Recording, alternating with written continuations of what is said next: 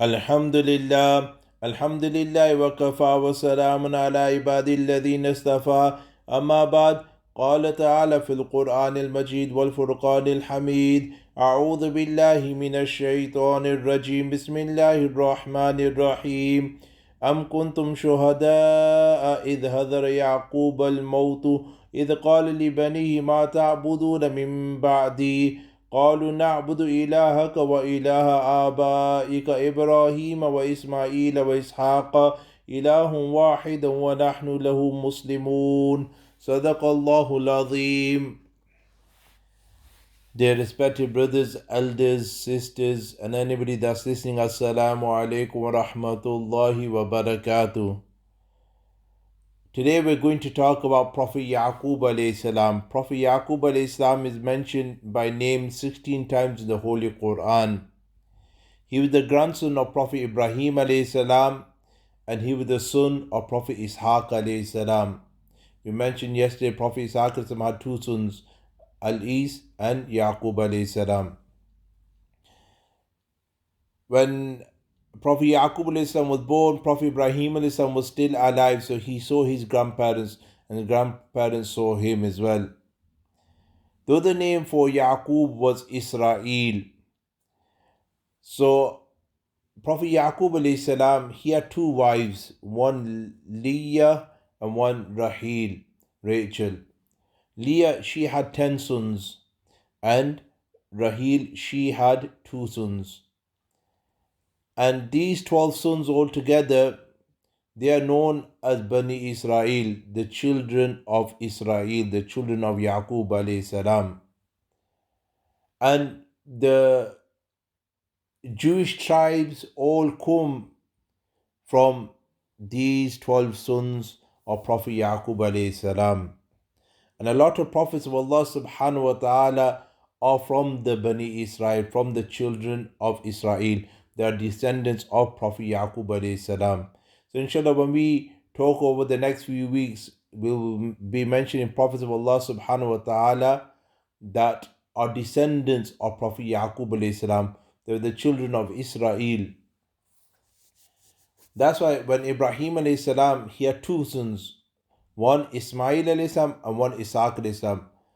And from Ismail alayhi salam came Prophet Muhammad sallallahu alayhi wasallam. And from Ishaq alayhi salam came the majority of the Bani Israel prophets, the Yahudi prophets, the Jewish prophets. And inshallah, by understanding all this history, you will understand today's situation and today's scenarios. Inshallah, as we go along through this tafsir, you will understand and everything will become more clearer to yourself. Today we're going to talk about Prophet Yakub alayhi salam. Reality is you can only talk about Prophet Yakub alayhi salam when you talk about Prophet Yusuf alayhi salam, because Allah subhanahu wa ta'ala in Surah Yusuf mentions the most beautiful story in the Quran about Prophet Yusuf alayhi salam and the betrayal of his brothers upon Prophet Yusuf alayhi salam. Inshallah, tomorrow we will go into great detail regarding that story, and we will reflect upon Yaqub alayhi salam even more, and Prophet Yusuf salam and the children of Prophet Yaqub alayhi salam. But today I want to talk about Prophet Yakub alayhi salam more specifically, especially upon one ayat in the Quran where Allah subhanahu wa ta'ala says, Am kuntum shuhada'a idh hadar Yaqub al-mawtu idh qala li banihi ma ta'buduna min ba'di qalu na'budu ilahaka wa ila abaika Ibrahim wa Ismail wa Ishaq ilahun wahidan wa nahnu lahu muslimun. When Yaqub alayhi salam was on his deathbed, he gathered all his children around him. And then when he gathered his children around him, he had one concern. And this concern should be a lesson to us all. Because when we live in this dunya, unfortunately we forget the akhirat, the life hereafter. We're so engaged with this world, the achievements of this world, that we're making sure that our children, they're successful in their education, they have the best degrees, they have the good houses, they have nice cars, they have the luxuries of this world, that we completely neglect the hereafter. And we have no concern of the life hereafter because we're more engaged about his success in dunya. But from this verse, it shows to us the fikr and concern of Prophet Yakub for his children, and how every father should have this worry and concern for his children and their children to come. And this is the fikr of Islam, the fikr of all the prophets of Allah subhanahu wa ta'ala, that how can deen, Islam, stay within the children and their children to come. Alhamdulillah, we're Muslim today, but God forbid, may Allah forbid, we don't want to hear after 2-3 generations our children are no longer Muslims. That would be the worst loss. Remember, in dunya, you can lose money and you'll make it back. But if you've lost your iman, you've lost your faith, then you're doomed forever. That's why the ultimate success in reality is that how can me and my family and my children and my community and the whole world be successful in this dunya and in the next world by recognizing Allah subhanahu wa ta'ala. How can we keep deen within ourselves? How can iman be safeguarded within ourselves? That's the ultimate concern we should have. More than what degree my child has got, how much money he earns, what house he's living in. Our ultimate concern should be about the health of their iman. And this is what Prophet Yakub alayhi salam, he's a prophet of Allah. You can just imagine what tarbiyat he must have given to his children. But on his deathbed, he's asking them a question. He's saying to them, أم كنتم شهداء إذ حضر يعقوب الموت إذ قال لبنيه ما تعبدون من بعدي. He's asking them, who will you worship after me? Who will you worship after me? Do we ever get that today? That somebody is passing away and all his family, when we see they're around them, and that dying person, his last concern is about not the wealth, not about dunya, but about their imani health. He's asking them, who are you going to worship once I've left this dunya? Who are you going to worship? What a concern, what a fikr this is. That he's asking them, who are you going to worship after I've gone? And they all replied, we will worship your God and the God of your fathers, Ibrahim alayhi salam, Ismail alayhi salam, and Isaac alayhi salam, and the one God, and to him we submit ourselves.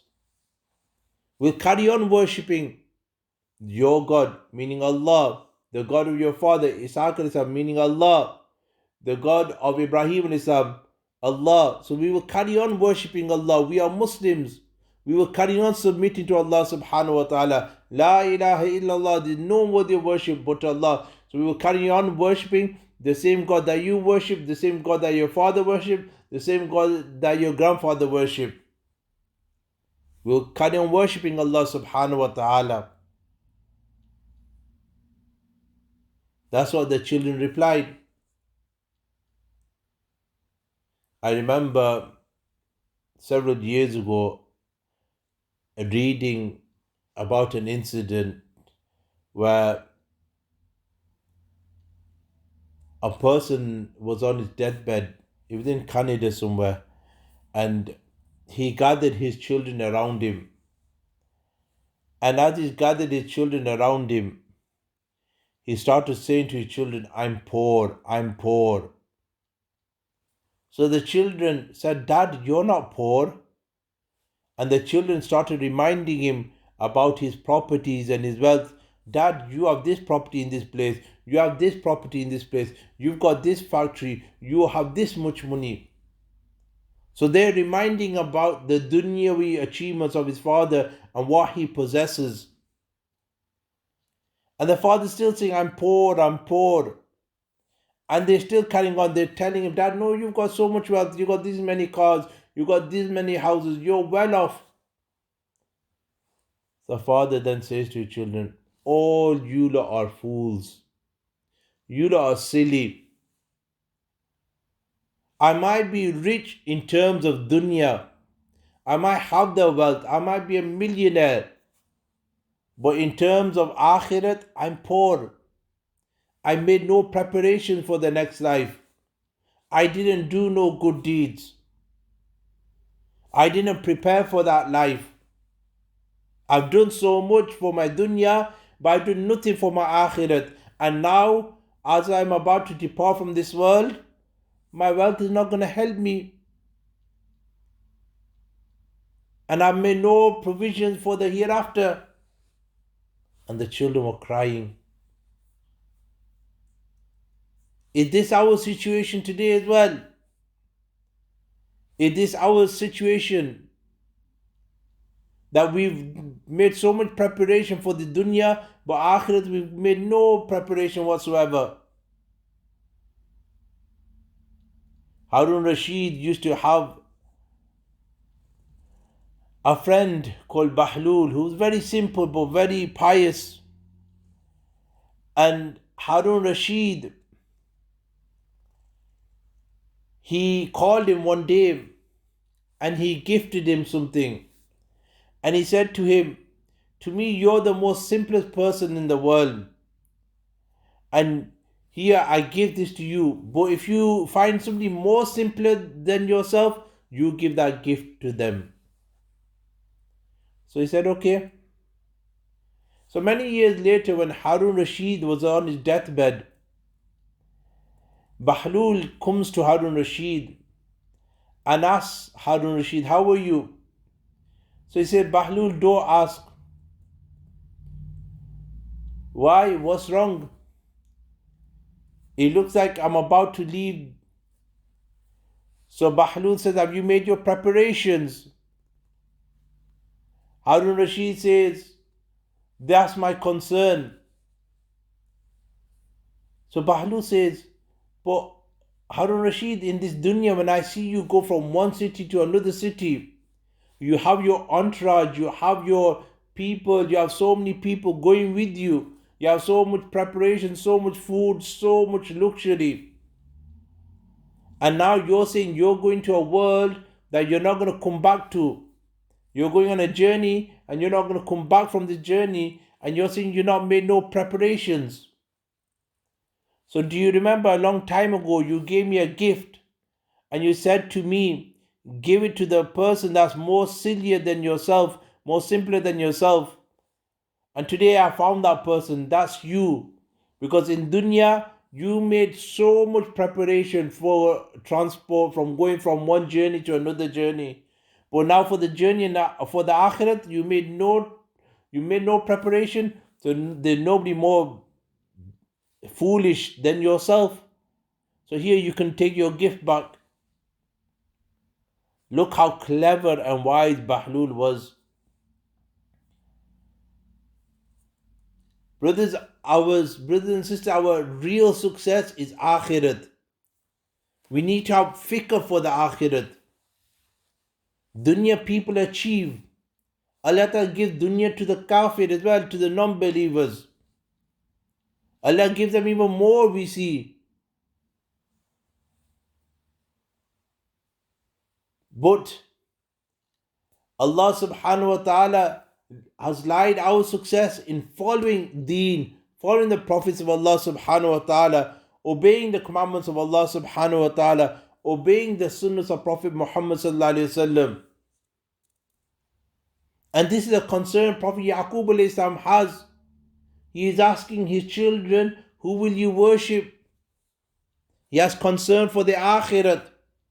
Allah subhanahu wa ta'ala says in the Quran, Ya ayyuhalladhina amanu qu anfusakum wa ahlikum nara. O believers, Guard yourself and your family members against a fire. In dunya, we see when we put on the heater, gas fire, and we see our child running toward that gas fire, we quickly get up and stop him from going near the gas fire. But today, we are running towards Jahannam. Our deeds show that we are running towards Jahannam. Our children are running towards Jahannam. And we don't have no concern in the world. Allah is ordering us, take care of yourself and your children from fire Jahannam. People will be the fuel of Jahannam. May Allah safeguard us all. Charity starts our home. Nasiyat starts our home. With your own family members, with your own children. Tarbiyat starts with your own children. You can't preach to others if you can't preach to your own self, to your own children, to your own family members. Or that people will say, look at your own family, look at your own children. So first and foremost, it's a duty upon us all that we have to have concern about first ourselves, then our family. And in this day and age, if we can take care of ourselves and our family, that's a big thing. And if everybody has this concern, that every household takes care of their own iman, then this whole ummah will be in a better place. Today we worry about others, we point fingers at others, and we don't worry about ourselves. No, if everybody took concern about their own self and their own household, this world will be a better place. We as Muslims will be better people. But today we point out others and we forget ourselves. And that's a bad habit. Always start with yourself.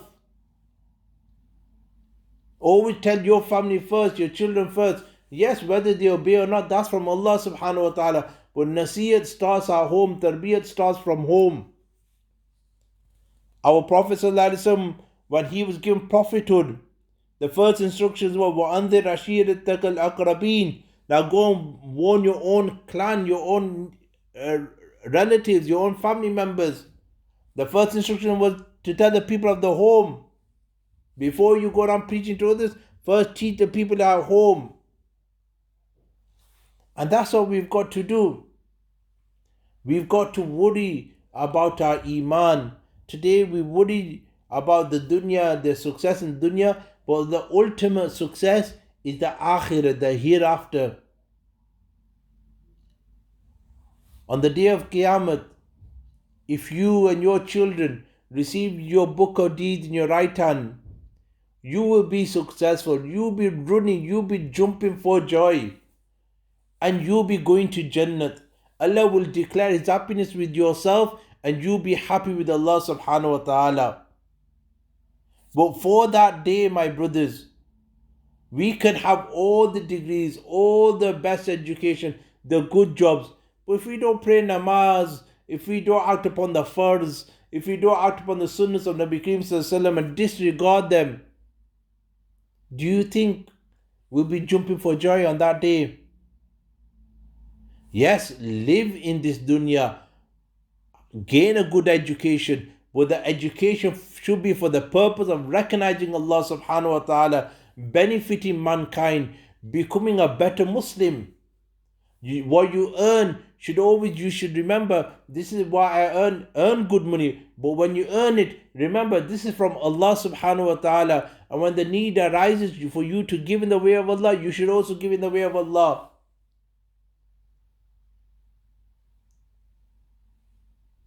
That doesn't mean you can't enjoy the bounties of this world.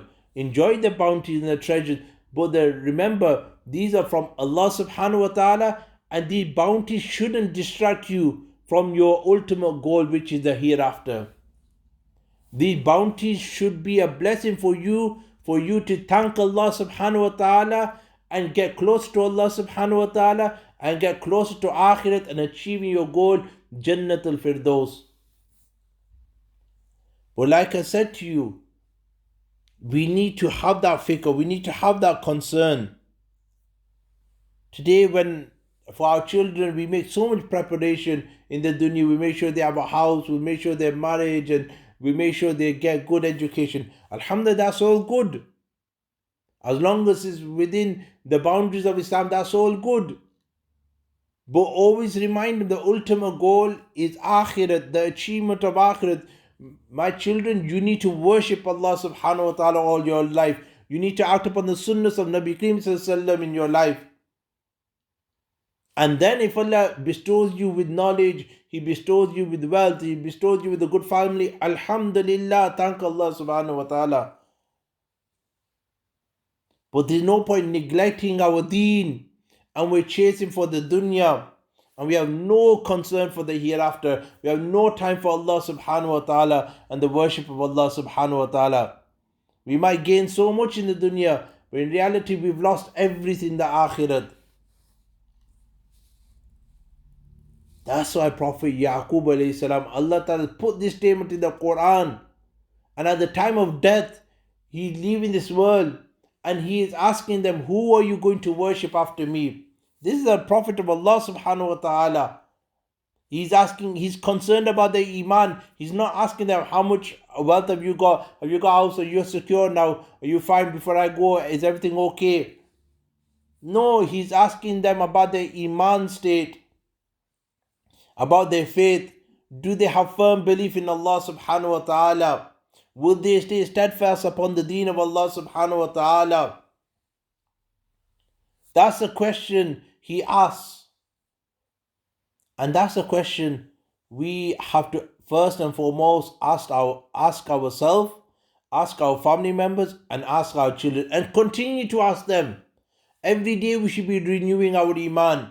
We should be doing the dhikr of Allah. We should be remembering Allah as ourselves as an individual and as a family. We should constantly be remembering Allah subhanahu wa ta'ala. And that's the ultimate success. That's why today we end our stories here on Prophet Yakub alayhi salam. Inshallah, we will talk more about Prophet Yakub alayhi salam tomorrow in the story of Prophet Yusuf alayhi salam. And what a beautiful story that is. And that will teach us many lessons about living in this world, the challenges that we will face. And as humans, we face every single day. And how to learn from these lessons. May Allah Ta'ala give us all tawfiq to act upon what has been said. Wa akhiru da'wana anil hamdulillahi rabbil alameen.